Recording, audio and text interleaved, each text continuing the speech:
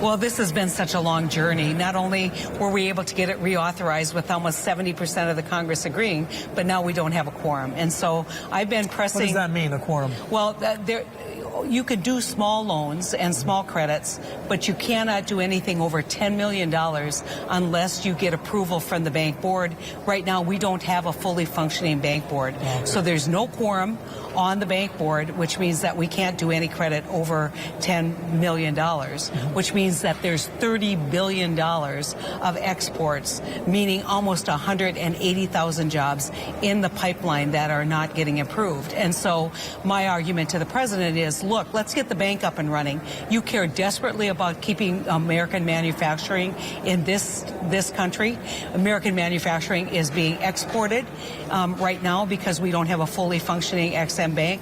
Let's get it done. And, you know, he said he was very agreeable to it in December and certainly said, look, tell everyone I believe in the XM bank, that I'm ready to get the bank functioning. Senator, his opposition on this isn't necessarily Democrats, but it could potentially be members of his own party, particularly those in the Tea Party. Did he seem to understand that? And how would he address that? No, he actually did understand it. We had a long conversation and when we were in Trump Tower and a debate between staff at the time, back in December. And, you know, people saying, look, I think the speaker hasn't liked the bank.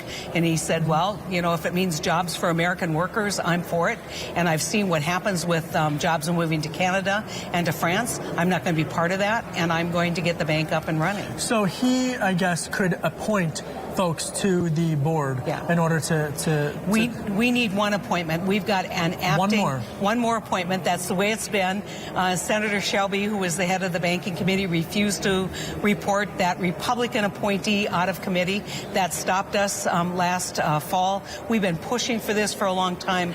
We want to get this bank up and running as soon as possible this year. So do you think that tomorrow when he's going to Charleston, South Carolina tomorrow to tour a Boeing plant, do you have any predictions about what he might say, or potentially do we anticipate an XM announcement tomorrow? Well, I'm hoping we will get an XM announcement tomorrow. I know from folks that I know within the White House that he didn't just say it to me. He then directed staff and was pretty adamant that this get done.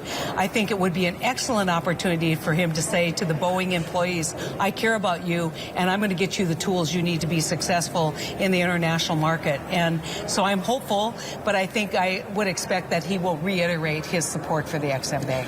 Quickly, you along with some of your colleagues, including Senator Joe Manchin, for example, of West Virginia, as well as some others, have really emerged as a group of Democrats who have been willing to work with this new White House, despite vehement opposition on a host of other issues, as well as other Democrats in your party who have blocked him at every turn. What do you say, or how do you navigate that, and what does that mean for the political landscape and for policymaking in such a partisan Washington that feels increasingly partisan? You know, I have a job to do.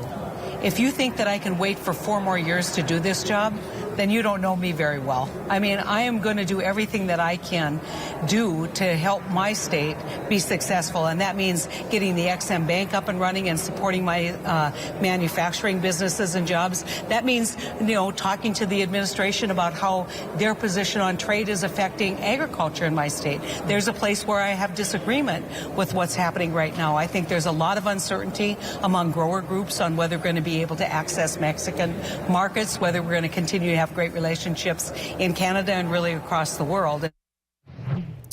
That was Bloomberg Chief Washington Correspondent Kevin Cirilli's interview with Senator Heidi Heitkamp of North Dakota.